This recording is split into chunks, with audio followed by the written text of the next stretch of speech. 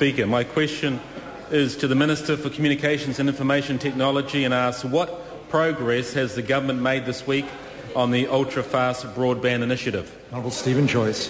Mr Speaker, this week has seen further significant progress. I've just returned from Manaia View School in Whangarei, where the first stretch of fibre has been put in the ground, marking the beginning of the nationwide rollout that will see 75% of New Zealanders have access to ultra-fast broadband. Deals have been signed with 2 companies covering 16% of the premises targeted, and these areas will be completed by 2015. I'm very pleased this important infrastructure project is underway before Christmas, and the benefits should be available to the likes of the children of Manaia View School but early in the new year. Supplementary. What progress has been made in other regions covered by the urban broadband policy? The Honourable Stephen Joyce. Mr Speaker, Crown Fibre Holdings has yesterday announced a further 3 parties it will start negotiating binding offers with for the rollout of UFB infrastructure in the remaining regions.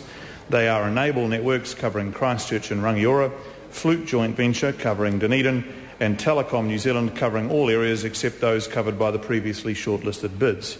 This paves the way for further deals to be agreed in the first quarter of next year and more regions to benefit from ultra-fast broadband. Claire Curran.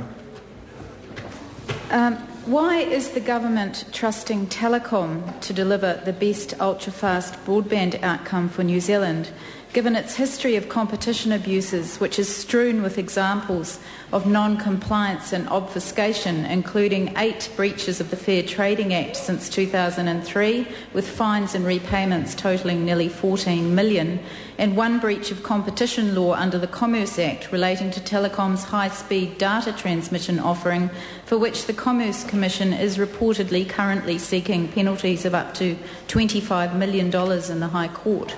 The Honourable Stephen Joyce. Well, Mr Speaker, first I'll point out to the member that no deal has yet been done with Telecom, but I would also point out that she, I think, probably needs to decide which view she has in relation to that, because publicly she said in July the 5th of this year it's not in New Zealand's interest for Telecom to be run into the ground and excluded from the biggest network build for the next generation.